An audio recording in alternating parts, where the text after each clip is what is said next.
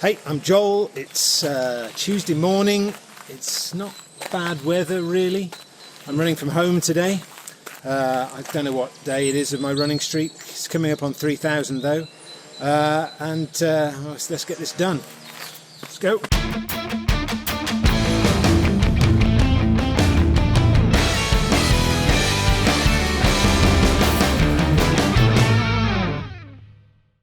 Today I'm running with Simon Prytherch. Hey there. How are you doing? Thanks for coming down, Simon. It's one of my first runs back after a tendon injury I picked up here just before I went to Africa. Now, Simon's got an interesting running career. Never to do anything by halves, Simon. Talk us through your... tell us how you got started, because it's an interesting story, really, because you used to smoke and work and drink, and you had quite a anti-running lifestyle, right? That's all changed.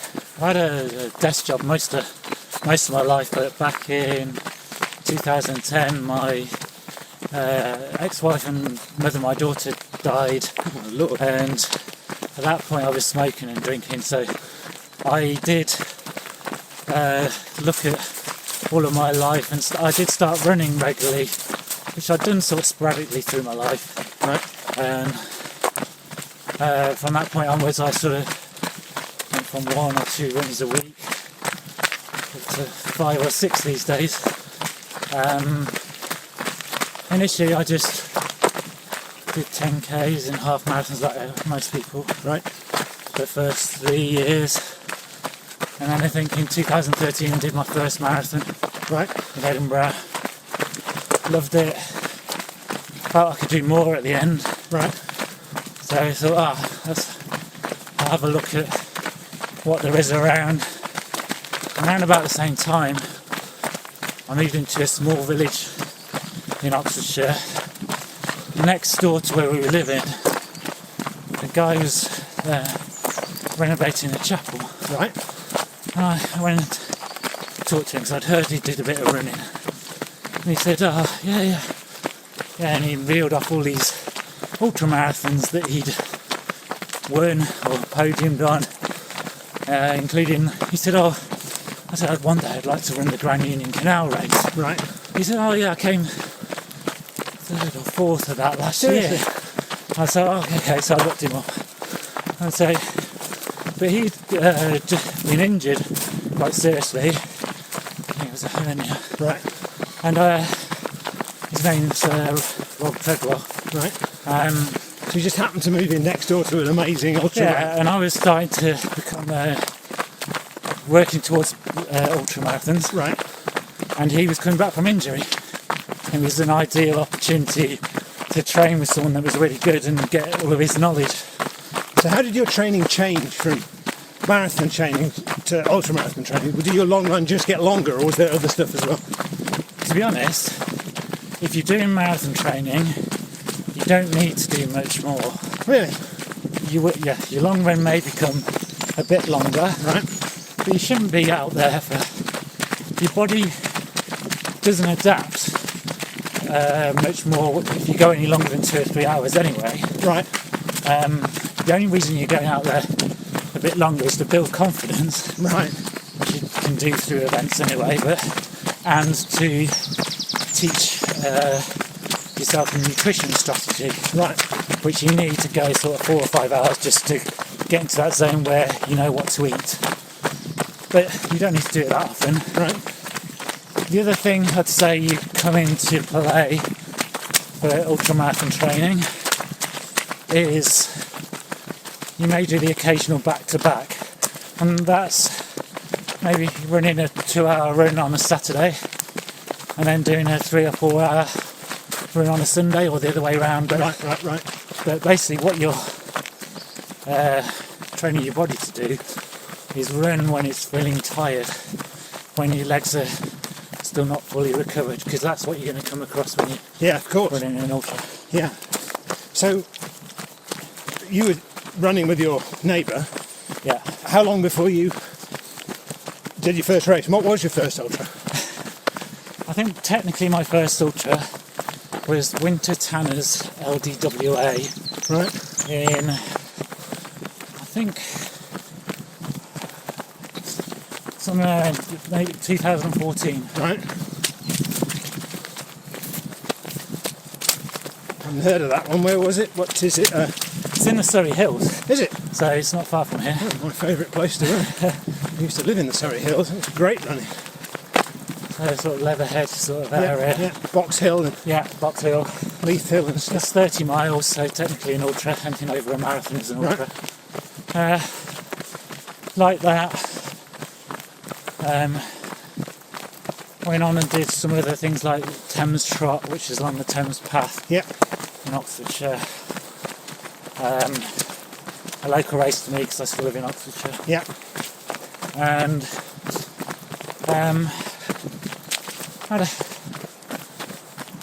had an injury setback, which is my last injury before the one I'm recovering from at the moment. Right.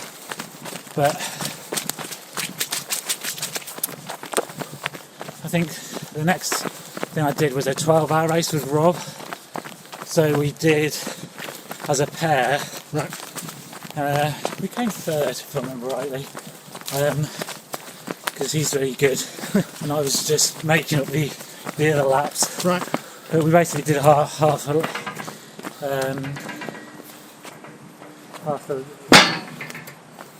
the laps each. I think we did about 120 miles. I can't remember exactly. Right. Thanks. So is that alternate laps? Yeah. You run one, he run one. Yeah. How long was each lap? I remember now. I think it was about 10k. Wow. 5-6 miles each lap. That must take an enormous amount of fortitude when you're knackered to get out and run another lap. Yeah, because it's long enough. John's fallen over. Oh, it's spectacular. I hope I got that on film. Falling right into a puddle. Nice one. You didn't do it, Simon. That's why I've got my innovates with massive lugs on today. Yes, that's the sort of thing that I tend to do. I'm running in speed goats, which aren't quite as chunky soled as yours. They're actually speed goats is what I would wear for a long sort of ultra on this sort of train. Right. So how much time do you spend thinking about kit? Because I don't think I'm a good enough runner that the kit makes a massive amount of difference. As long as I'm comfortable, Yeah. that's all I really care about. You've got compression shorts on today, I see. Yeah, I tend to wear compression shorts all the time because I've just got used to them, I think. But for my longer runs, it's like one of my ways of preventing chafing. Right. I don't chafe enough. Is that a problem? I mean, if you're out for 100 miles, If you're out for anything more than 20, I'd say it starts to become a concern, especially if you're doing those sort of runs each day, because it can build up. But in terms of gear, I think that the thing that I would spend money on is a decent pair of shoes, yeah, and a race vest. They call them race vests if you search on the Google, but what I mean is it's a hydration vest. like a Nathan pack. Yeah, Nathan, Salomon, Yeah. Slab, or Ultimate Direction, the main ones Right. I can think of. Obviously, and Gates have their own as well. Mine are all Salomon, and basically you carry the bottles just here, Yeah. and it's so tight, nothing jostles. Yeah, that's a big. And in the back, you've got room for, change your clothes, waterproofs.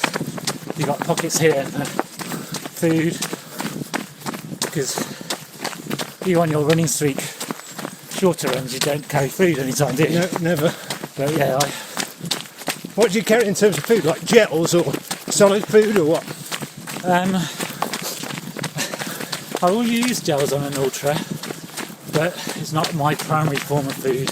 Right. I'll have more bars, Doesn't that get a bit heavy if you're carrying solid food around? Yeah, you get to checkpoints though where you can refill with whatever they've got as well. Yeah. And eat at checkpoints. So you're really only fueling yourself in between the checkpoints. Gotcha. And do you have a fairly strict regimen of eating? Like, you're going to hydrate every X minutes and... I have an alarm or a watch usually to remind me. Right. Every 30 minutes. And basically it's just like to make me question, have you eaten in the last 30 minutes? Yeah. If the answer's no, then eat. And that normally be just it could be just a bite of a cereal bar or a gel, but it needs to be something like that. Right. And then I will tend to have I'll be carrying 2 bottles. One of those bottles will have a carbohydrate and electrolyte combined drink. Yeah. Are you fairly scientific about making those up? Not really. I use Tailwind, but I want to try some of the other makes. I'm going to try things like Morton in the next few months. Right. Just because everyone seems to be raving about it, especially for marathon length races. But the thing about electrolyte in your drink, you don't notice it, and it's keeping you topped up. Yeah. Because you notice it if you don't take it. Like, are the downsides of not taking it severe? Yeah, because it's almost like it doesn't irritate the stomach like solid food might if you're running at a fast pace. And I think without it, your body goes into a sort of calorie deficit anyway on ultra races. Right. So whatever you can take in helps to keep you going. Let's go right here. Right. But you're always fighting a negative battle, right? You're always going to be down on calories. So do you know how many you burn an hour? I think I burn about 900 an hour. In a typical 100-mile race, I think about 14 or 15,000 calories. Whoa. And then if I'm running like Birmingham to London, which is 145 miles on Grand Union, it's probably around 20,000 calories. That's incredible. I know Dean Karnazes, the famous ultra runner, he used to famously get pizza delivered to him as he was running. Yeah. Which sounds like a good idea, but might be a bit difficult to consume. Although I think he's quite a clean eater these days. Yeah, I ran with Dean actually. Really? In the Spartathlon. Wow. This last year? September, yeah. So both of us didn't finish. Both of us dropped out at the same checkpoint actually. He got hit by on one of the road sections early on. A car passed close by him and knocked him with a wing mirror on his leg. So he's coping with that. So when I saw him, I ran with him for a couple of miles, and I said, I'm feeling good, so I just pushed on. Right. So I think I did the first 100 miles in just under 19 hours with that race. That's incredible. For anybody who doesn't know, the Spartathlon, talk us through that, because that's a famous European race. Yeah, right? I don't feel, because I haven't finished it yet, so I need to go back and finish it. Yes. I do feel unfinished business, but it's a 154-mile race, taking the route, the original route by Dippides, who's famous for the marathon race. Yeah. He ran from Athens to Sparta to get the help of the Spartans. Right. Which is 154 miles, and it follows roughly his route. He actually ran all the way back to Athens to tell them that the Spartans couldn't help because they were in the middle of a festival and they would come later. Unreliable Spartans. But when he got back to Athens, they'd already the army had already gone to Marathon to fight the invaders. Right. Trojans, I can't remember. So he ran then from Athens to Marathon, delivered his message and then collapsed dead. Gee. People think it's because he ran 26 miles, But no, it's because in 3 days you ran Nearly 400 miles. Oh my God. Yeah, you can understand that. I mean, I think the human capacity for extreme is pretty elastic, but yeah, 400 miles in 3 days, that's unbelievable, isn't it? So what was the Grand Union Canal race like? I was following you on Facebook when you were doing that. Yeah, It seems extremely dull running. Actually, Because it's I totally like flat, the right? canal races. There's 3 of them. The Grand Union Canal, the Kennington Avon Canal, which goes from Bristol to London, and there's the Leeds-Liverpool Canal race, which goes from actually Liverpool to Leeds, Right. over the Pennines. Wow. That's my favourite because of the scenery. Do you follow the tunnels or you go over the Pennine? You go over the top of the tunnel. Right. Have you done all 3? Yeah. I mean, not last year, not 2018 but 2017, I ran all 3 canal races. This is the Canal Slam. Came 7th on that. Wow, that's amazing. So it was the first year they did the Canal Slam. So how old were you when you started? When your career got going? I'm 52 now, so 43 Wow. was when I started running regularly. Wow, that's amazing. It does seem to be an older person's sport than Especially ultra the running. extra long distances. I mean, the year I ran those 3 canal races, Yeah. I ran the King Offa's Dyke race, Andy Nuttall was which talking is about that. yeah, he's finished that. I actually crewed and volunteered on the checkpoints. Oh, yeah. He finished it. Did he finish or DNF? Because I thought he was a bit slow. He said. He managed to scrape in at the end as the last finisher. They kept the finish open for him. Right. But anyway, he finished it. He's on the results. He's definitely finished it. And it's a really hard race. Anyone who can finish that it's amazing. What, because of the elevation?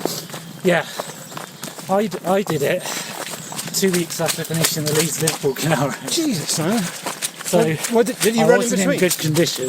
You must have been. How long does it take you to recover from an ultra? From an ultra of 130 miles like that one, normally a month or 2. Wow. And you're running in the middle there. You're running while you're Yeah. recovering. So I knew I wasn't in tip-top shape. And so if I don't get into Spartathlon this year, I'm going to go back and race it. Right. Yeah. So how many people enter Spartathlon? Is it on a ballot like? Yeah. There's some people that can get under the qualifying time by 20%. Right. They get an automatic qualifier. Yeah. And there's about They're just a natural. 12 or 13 of them from the UK this year. Really?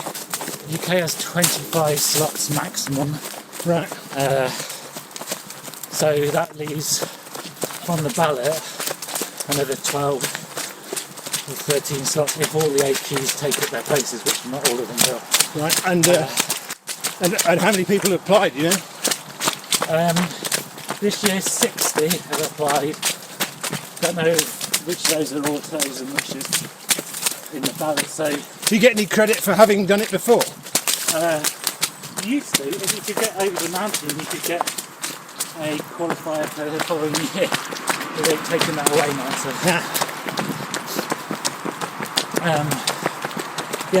just at 100 miles into the race, it goes over it's definitely a mountain. It's high. It's got high bottom on the far side, so you don't go down as much as you go up. Right. But That sounds murderous. Murderous. So what was it that finished you off? Was it just injury or lack of recovery or? I stopped because this year we had a hurricane during the race. So much torrential rain. Started about, well, it was raining from the start, but torrential rain started from about 7 o'clock in the evening Right. on the first day. And I pulled out at sort of 9 o'clock the next morning, so by that time I've been running over 12 hours in the torrential rain. Wow. It was so Demoralising. yeah, it was so heavy, the rain, that on all the mountain roads it was up to halfway up my over my ankles Seriously? on the sloping roads. And you, oh, Jesus! And you ran through that for 12 hours? Yeah. Unbelievable. Yeah. That is full on. Yeah, it's sort of, you get in a zone when you're like that, and I don't remember much of it. How much are you running and how much are you walking up hills? In a really long race like that, any significant uphills, I would walk. Would you use that time to get some food in? Normally, I would walk. But Spartathlon is a special race because it has checkpoints every 2 kilometres roughly. Right. But each checkpoint has a cut-off, Oh, a severe cut-off. right. So you've really got to So- push on. As well as, this is why they have really strict qualification for the race, because if you can't do the qualification, you're never going to make the cut-offs to the checkpoints. Yeah, that makes sense. But by the time I got to the 100-mile point, which is the mountain, I think I was 3 or 4, maybe 4 hours ahead of any cut-offs, maybe more. That's amazing. You must have felt really good. So I had a really good buffer. I knew I could take it easy for the last 50 miles. But then, 21 miles later, my feet started to really hurt. I mean, I've got a high pain threshold anyway, but You must have. I think it's because running in water for 12, 14 hours, my bottoms of my feet had split, macerated. So I stopped at the checkpoint because I knew they had a doctor and medical team there. Right. And I treated my feet and the pain went away. And I thought, I'll be able to finish now. But when they took that pain away, I realised that my Achilles was really bad. So when I Right. left that checkpoint, I thought, I don't know whether I can run this. And so I walked off, tried a bit of a jog, went off about for a mile or two. In the end, I could feel, it felt really serious. Felt like I would do serious damage if I carried on. Yeah, that's not So good. I is it? pulled out, I went back to the checkpoint and pulled out. That must have been so demoralising. It was. It's not just a race. For a race like that, you have to train at least 6 months in the heat and a lot of it on road, which I don't like. Is most of that race on road then? Yes, it is. One of the reasons why it's a fast race is a lot of it's on road, apart from when you're going over the mountain, which is on trail. But it's an iconic race, and for people that run road ultras or are in these sort of 24 hour race sort of they tend to enter that sort of race. So tell me about the Centurion races. So the Centurion, we're in a, which is why it's called Centurion, it was set up by James Elson to put on 100-mile races in the UK quite a few years ago, about 8 or 9 years ago I think, Right. maybe more. And they have built it up now, they've got 50-mile races and 100-mile races.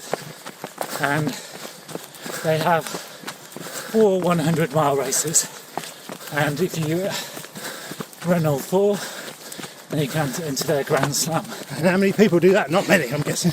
I think 30 finished the slam there this year. Wow. And you were one of them. I was one of them. Congratulations, that's amazing. Especially it's my last race, which is the Autumn 100. There's only 2 weeks after Spartathlon. Simon, that's ridiculous. Yeah. In the week after Spartathlon, I realised it was a tendinitis, which is like on my tendon, tends to be swelling on the outer sheath, which pinches the inner. Yes, I've had it myself. And if I take ibuprofen for a few days and rest for a few days, it tends to calm down. So after a week I stopped hobbling and did a couple of test runs and decided I'd enter the Ultra 100 and just see how it went and just build up slowly. Right. Wasn't my fastest 100, but I finished it comfortably.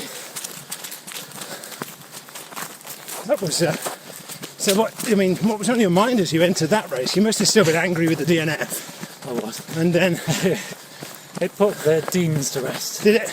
Yeah, a bit. That's incredible all the same. If I'd finished Spartathlon, I don't think I would have been able to run that. So there's pros and cons. Yeah. So I wouldn't have got the Grand Slam. Yeah. You going to go for it again? Or do you feel you've The Spartathlon or the Grand Slam? I think I'll pick and choose specific races. Is there any My merit? favourite is the South Downs Way, which is close to here. That's right, just 2 miles away. Yeah, I was going to ask, is there any merit to running the same 100-mile races over and over again? Because presumably the psychological usually. toll on you must be extremely high. I think if you're in a poor first race and you want to go back and do a good race and, Yeah. and you're into racing, some people just do ultras to complete. Right. And that's how I was when I first started. And now I want to try and race them. Right. At least try and get the podium for age group or whatever. Yeah. The trouble with my age group is it's the most competitive because that's most of the people in ultras are in my age group. So all us old guys, son, getting all competitive in our old age. Yeah. I read somewhere that they did a load of research into endurance. Yeah. I'm trying to think of what the book was. It'll come to you later and you can post the link on there. Sure. But they looked at competitive marathoners through their lifetime. So these are like sort of club runners and people that run marathons from sort of an early age or sort of from their teenage through. Yeah. And what they found was that your endurance ability, and they measure that sort of on marathon times, Yeah. at 18, you carry on increasing your endurance capability Really? up until about 28, 30 Right. age, and then it slowly declines.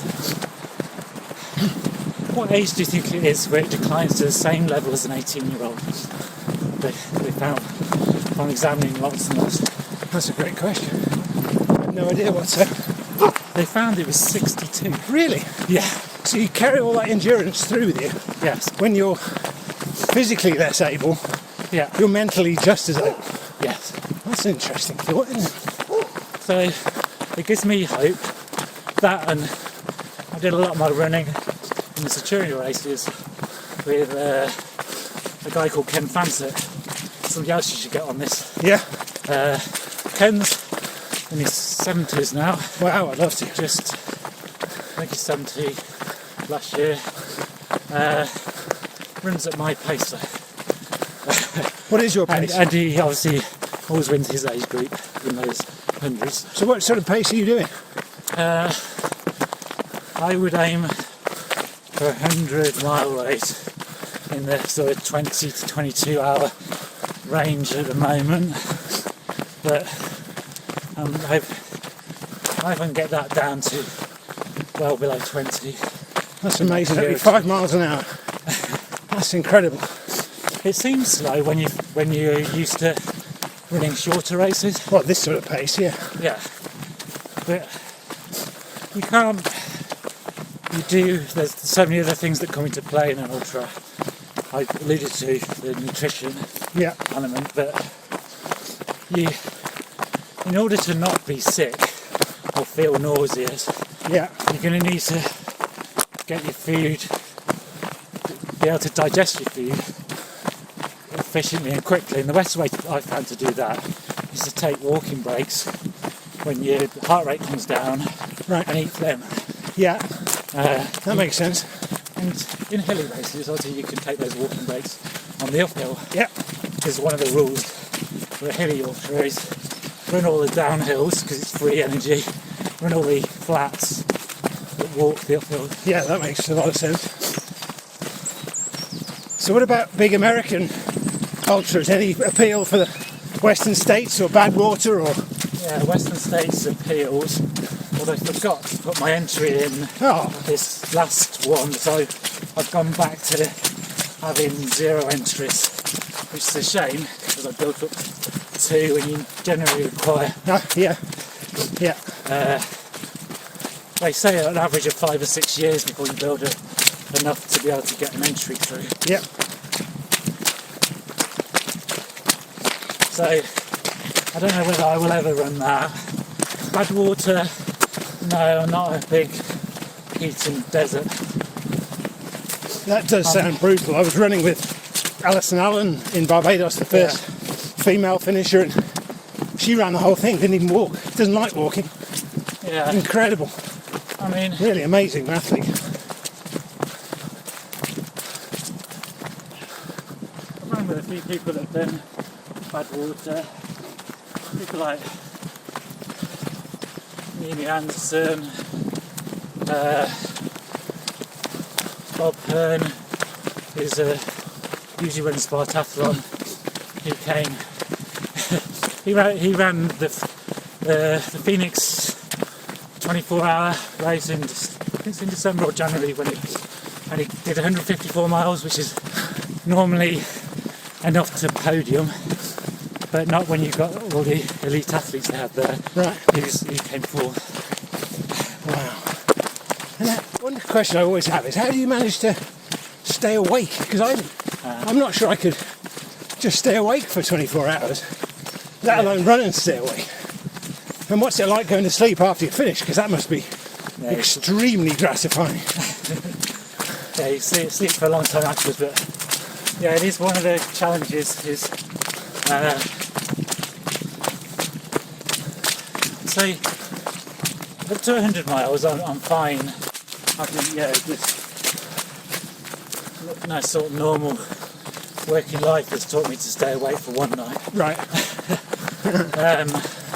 It's when you go further than that. So the Grand Union is an example, and I think in both Grand Unions I've finished,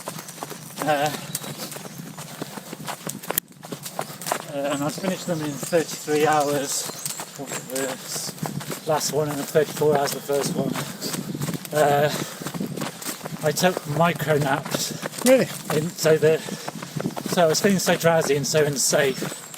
The morning of the second day, I just lay down on a bench and I had a 10 or 15 minute sleep.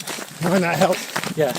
Well, I don't think you're going to have to sleep after this run, Simon. That's our 3 miles done. Thank you. Thanks for doing that, mate. I really appreciate it. You're an inspiration to start at 43. And how many 100-mile races have you done? How many ultras have you done? 30. That's amazing. That's incredible. And you think like running has, without question, improved my life, but you think your life is better for it? Yeah, certainly. You look changed. younger than me, which is depressing. I think people notice it in your posture. You stand straighter, the way you walk. And, It's a great way of counteracting the modern life. Well, thanks again, Simon. I really appreciate it. Let's go and have a shower and dry off. I'll probably look ridiculous. All right, take it easy. Cheers.